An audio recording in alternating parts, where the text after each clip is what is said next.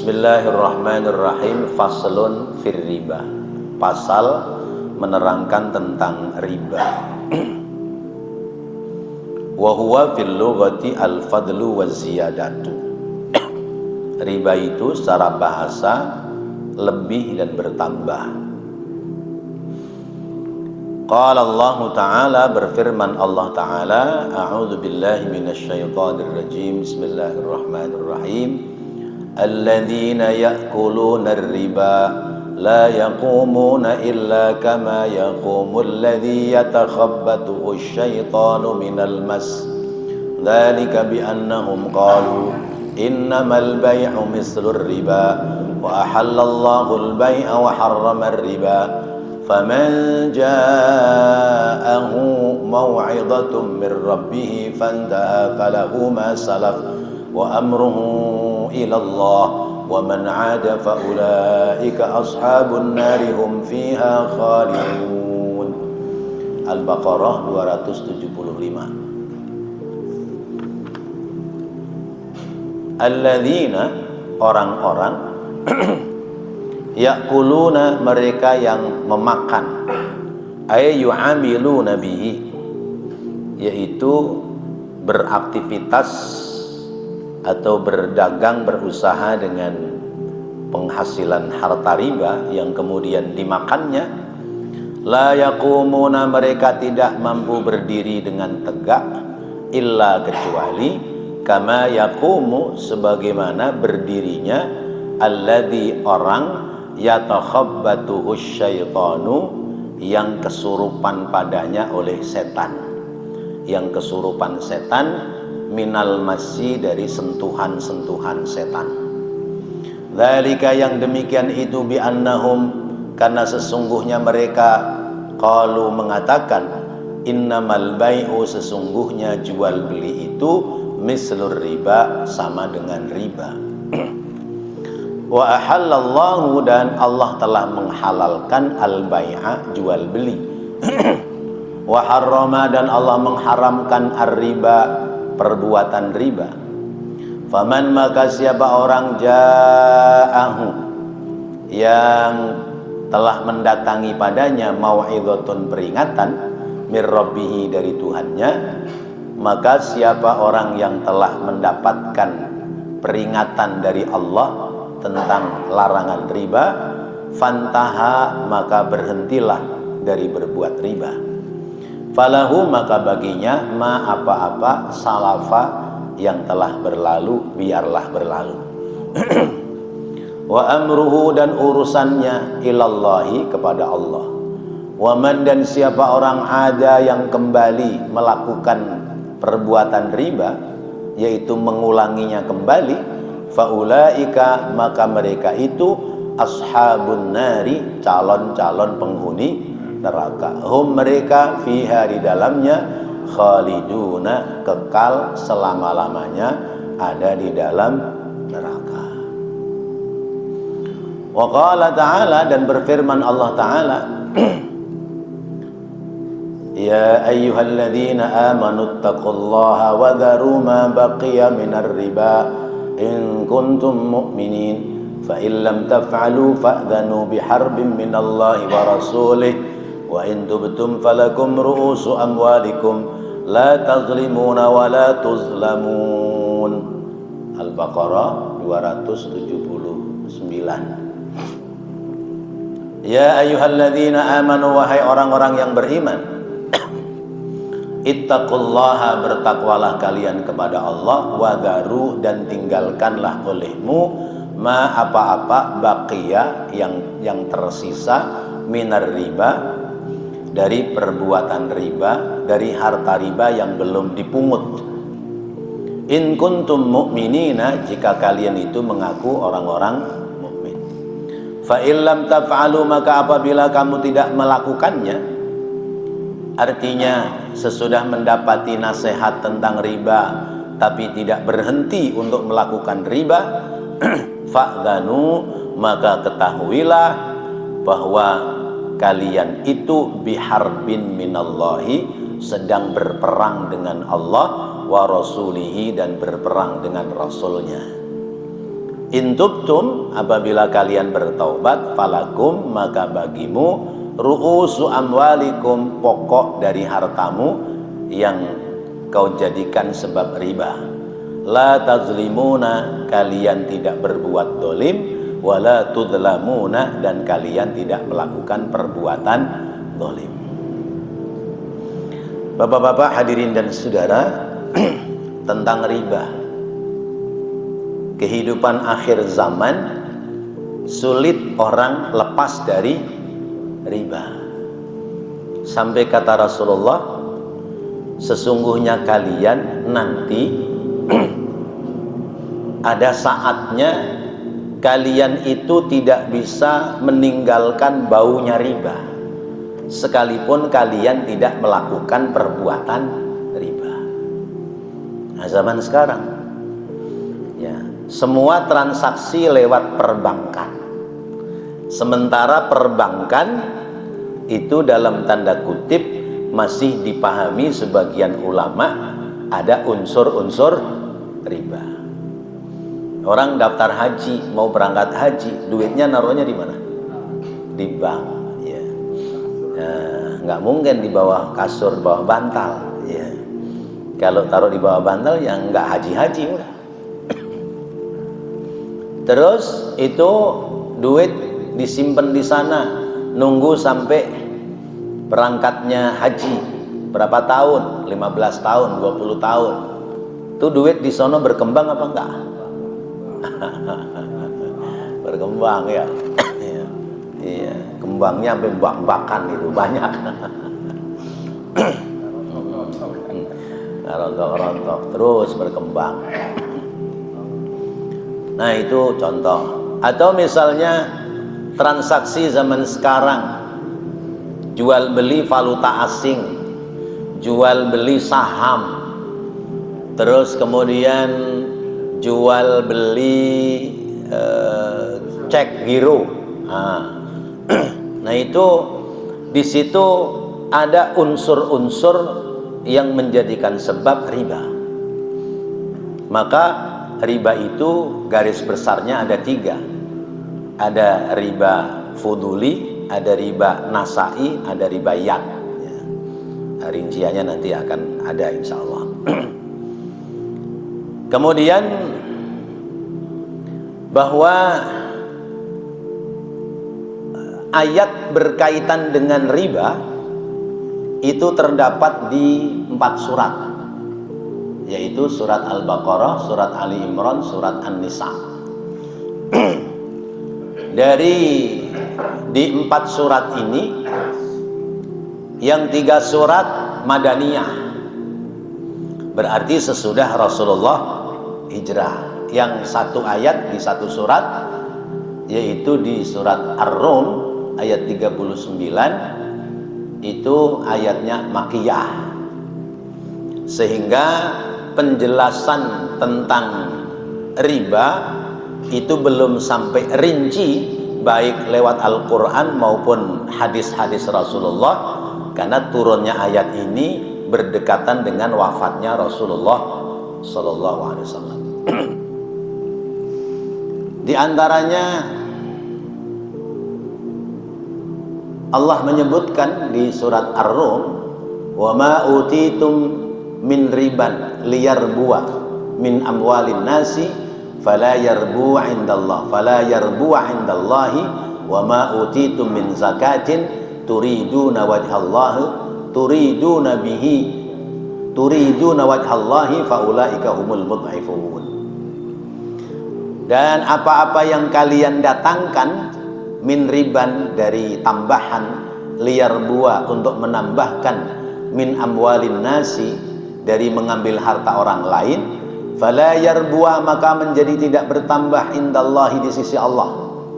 Wa ma utitum, dan apa-apa yang kalian keluarkan, min zakatin, berupa zakat atau sedekah, turiduna wajhallahi, yang kamu mengharapkan ridhonya Allah, faulaika humul mud'ifun, maka yang demikian itu mereka akan dilipat gandakan hartanya oleh Allah Subhanahu wa taala. Ada transaksi jual beli, ya, ada perilaku riba. Kalau transaksi jual beli, Allah menghalalkan, ahallallahul bai', Allah menghalalkan jual beli. Tapi kalau riba, harramar riba, Allah mengharamkan riba. Sekarang apa bedanya transaksi jual beli dengan transaksi riba? Transaksi jual beli diupayakan baik si penjual maupun si pembeli, semuanya kedua-duanya punya keuntungan. Yang jual untung, yang beli juga untung. Itu namanya jual beli. Baik. Tapi kalau riba itu transaksi, ya, yang dalam transaksinya itu bisa jadi tidak pada aktivitas badaniah, tetapi yang pasti adalah yang menjual itu untung, yang membeli rugi. Nah, di situ riba, ya. Yang mengeluarkan biaya itu untung, yang mengambil biaya rugi.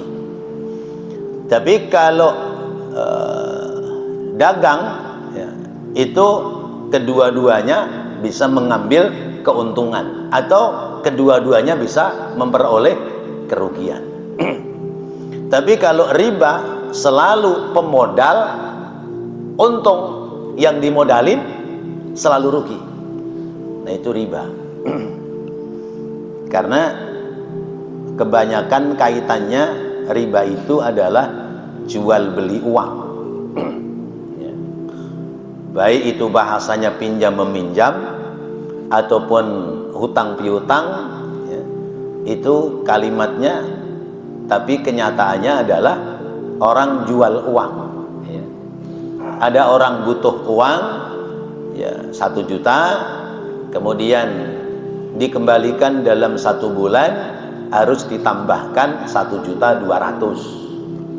Nah, tambahannya ini menjadi riba. Dalam akadnya seperti itu, ya, dalam akadnya seperti itu. Berbeda dengan kalau orang pinjam uang 1 juta, begitu 1 bulan orang yang pinjam mengembalikan, kembaliannya dilebihkan, maka tidak menjadi riba, karena itu tanda terima kasih dari orang yang meminjam kepada yang meminjamkan. Tapi kalau ada akadnya harus mengembalikan 1.200.000 dalam 1 bulan, berarti ada akad paksaan dari si pemilik modal. 1 bulan nggak bisa bayar, bulan berikutnya berarti yang dihitung adalah 1.200.000. Bulan ini 1 juta harus mengembalikan 1.200.000. Bulan besok berarti 1.200.000, maka mengembalikannya 2 kali 200 tambahan dalam 1 bulan, begitu ya. Nah, itu lama-lama mencekik, sehingga disebutnya lintah darat. Orang pinjem uang 10 juta, ini yang lalu-lalu sering terjadi. Jaminannya surat tanah, tanahnya sebut harganya 100 juta. Ini orang pinjem 10 juta. Dalam 1 bulan 10 juta harus mengembalikan 12 juta.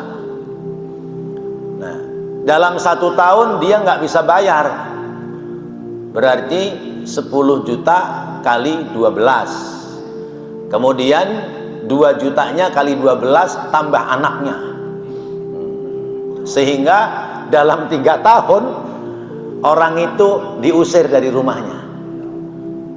Udah, kamu keluar dari rumah ini, karena hitungannya sudah seharga tanah rumahmu, dari utangmu plus bayar utangnya sama tambahan ya utangnya totalnya sudah 100 juta. Kata yang punya, nggak bisa, belum, itu kalau dihitung-hitung baru 80 juta.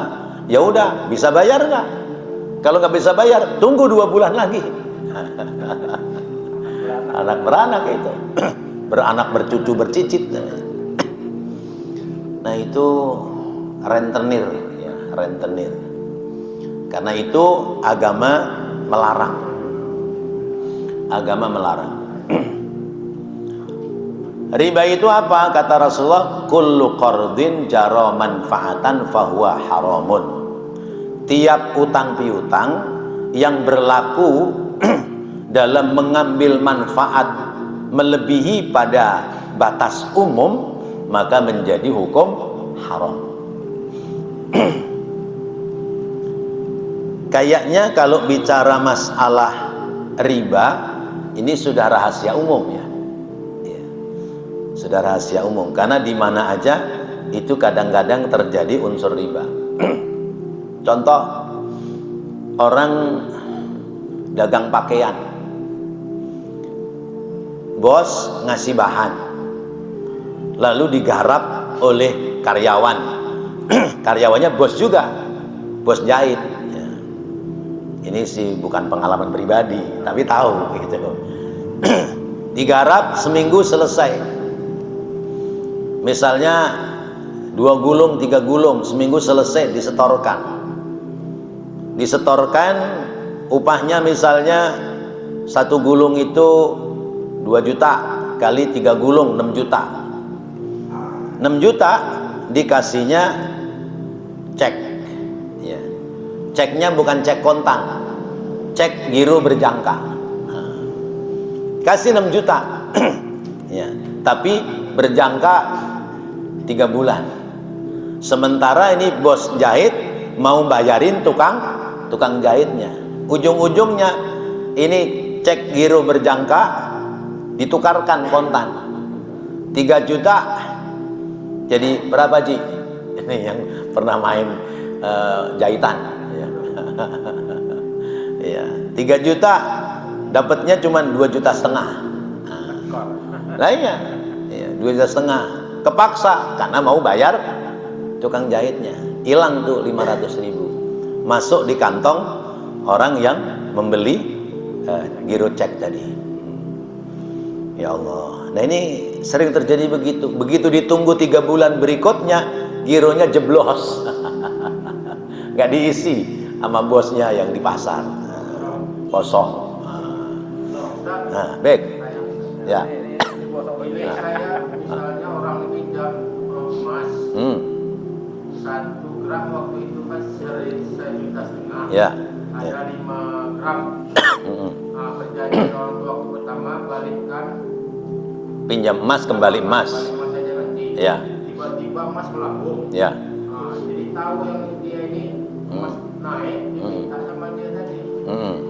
Emas harganya naik. Ya. Seharga sekarang mintanya. Iya. Jadi begini, ini urusan pinjam meminjam. Zaman jahiliyah itu banyak nih sahabat-sahabat yang meminjamkan, ya, meminjamkan uang atau benda pada orang lain. Misalnya,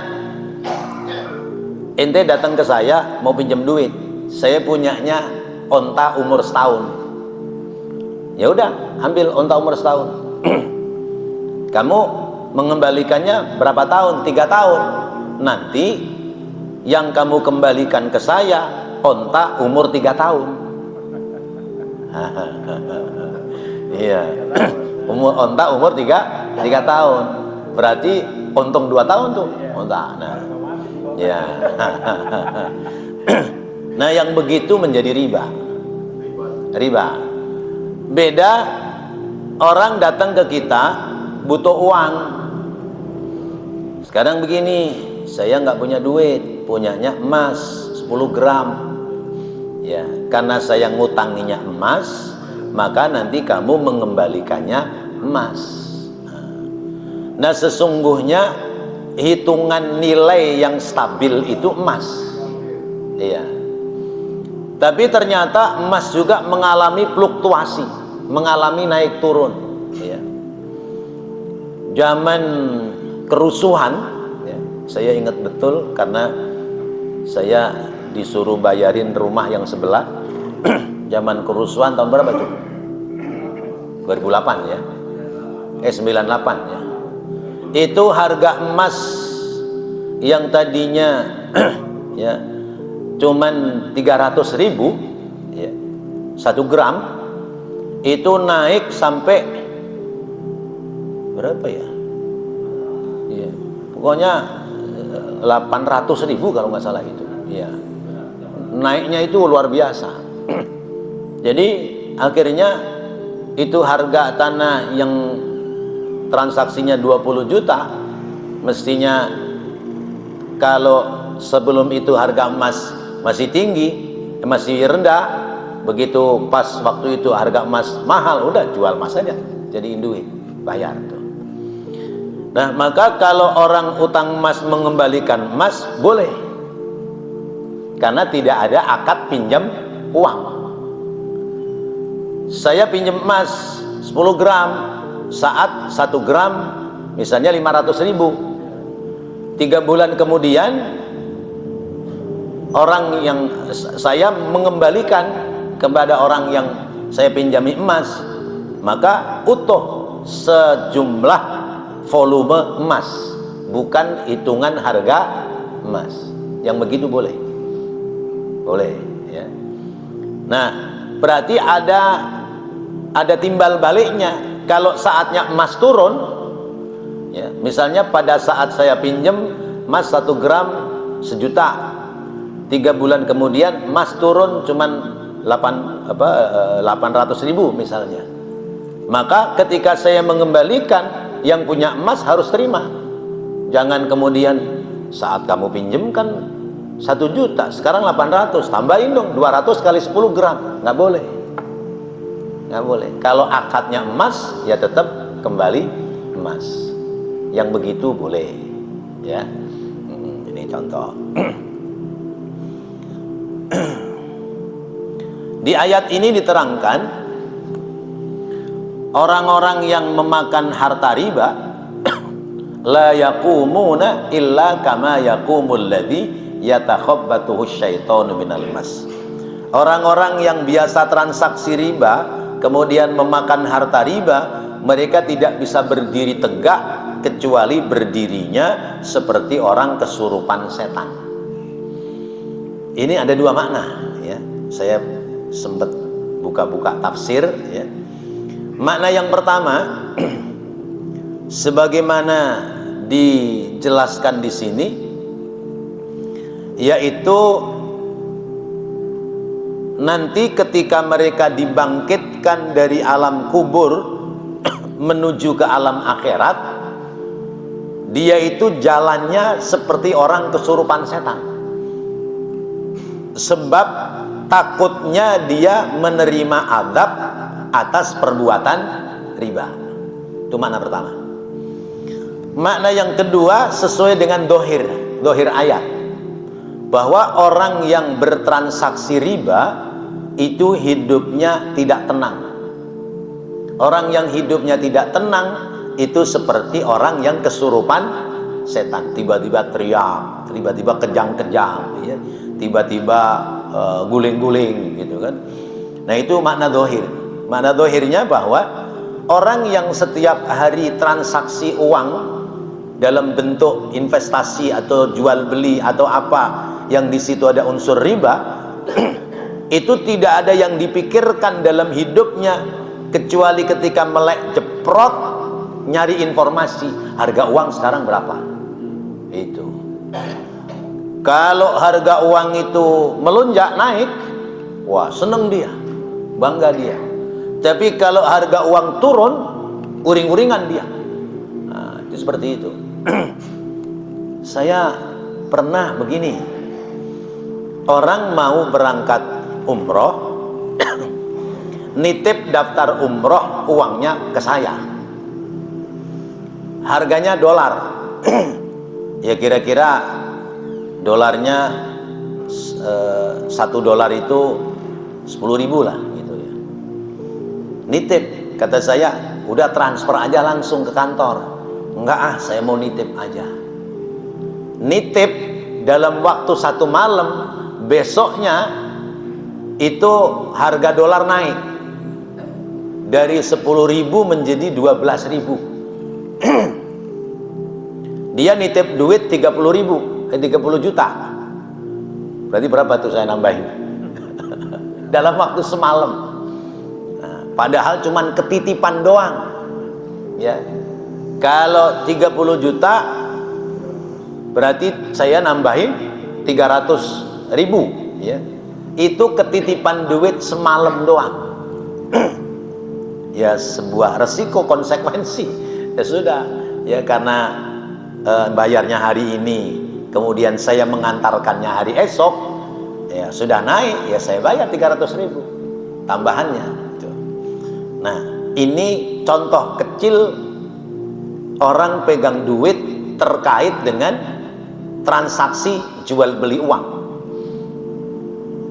Nambahin 300.000 aja kita udah mikir.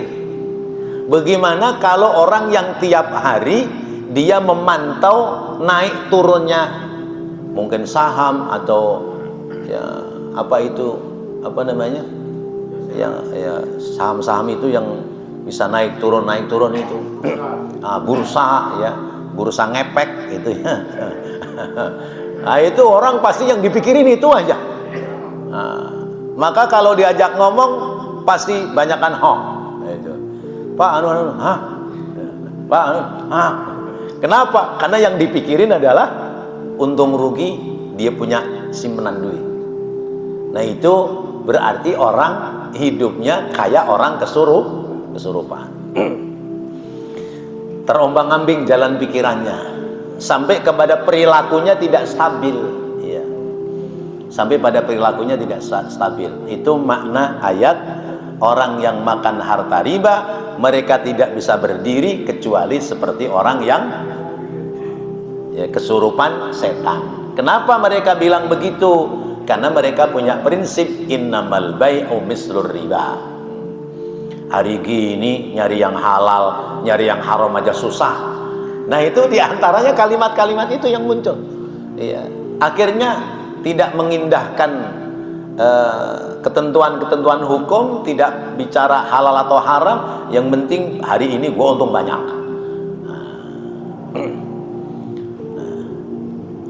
Yang demikian itu karena sebab mereka mengatakan innamal bai'u mislur riba. Padahal kata Allah ahallallahul bai'a wa harramar riba. Allah menghalalkan jual beli dan mengharamkan riba. Di ayat ke-276 lanjutan dari ayat ini, tapi tidak tercatat di sini. Yamhaqullahu riba wa yurbis shadaqat.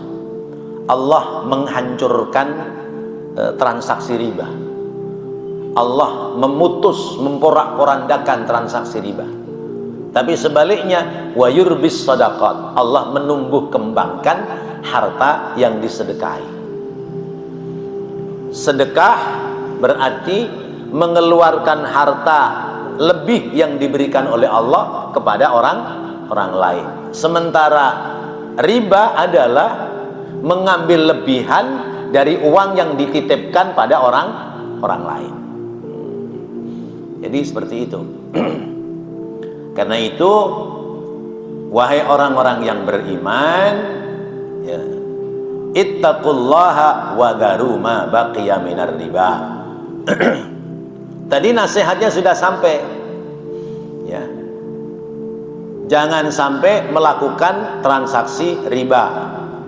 Nasihat itu sudah sampai, maka yang sedang transaksi riba segera berhenti. Segera berhenti. Ya. Yang sudah berlalu ya biarin, tapi yang belum jangan dilanjutkan. Maka dalam kaidah fikihnya, saya baca di kitab fikih, jadi misalnya saya menghutangkan 1 juta, mengembalikannya 1.200.000 dalam jangka 1 bulan. Umpamanya dicicil per hari 1 juta dibagi 30 hari, berapa tuh? 10 dibagi 3 3,5, 350.000 misalnya gitu ya. 350.000 plus bunga ribanya 50.000, sehari 400 kali sebulan 30 hari 1.200.000 pas ya.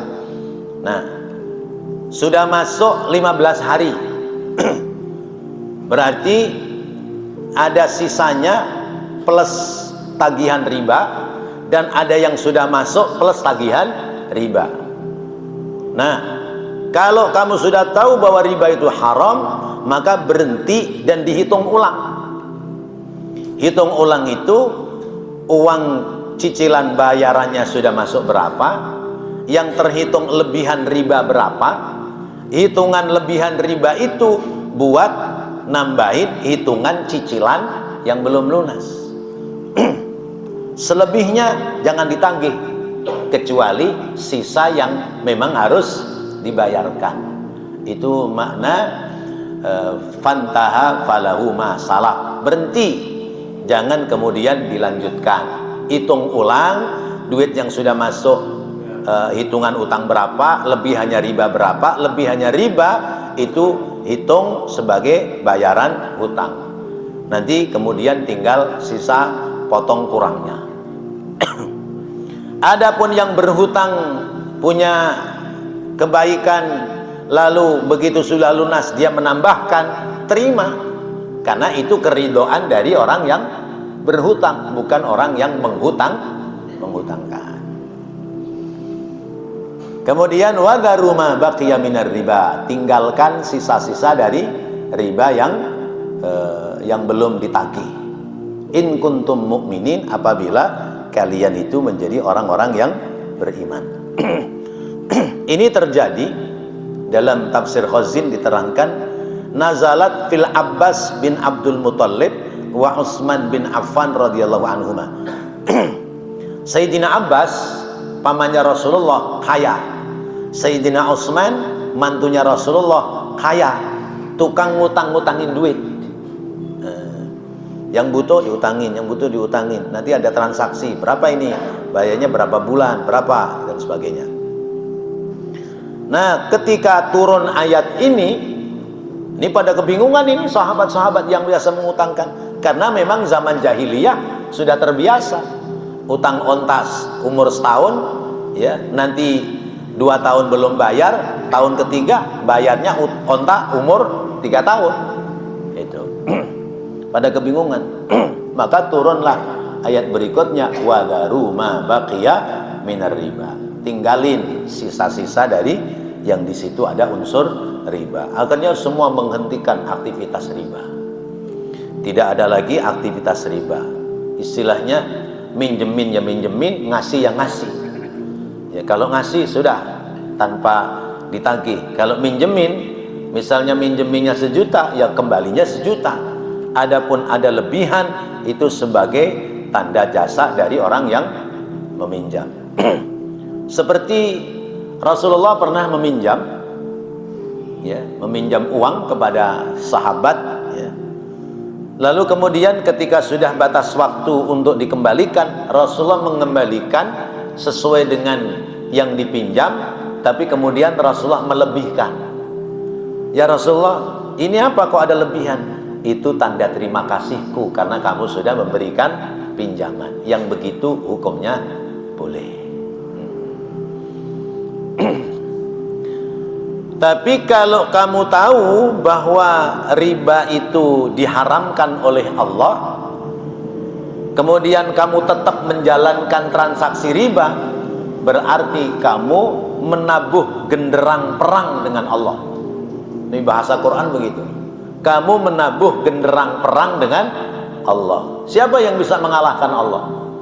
Iya, mengajak perang dengan Allah dan Rasulullah Sallallahu Alaihi Wasallam. Maka hati-hati kita dari unsur-unsur riba.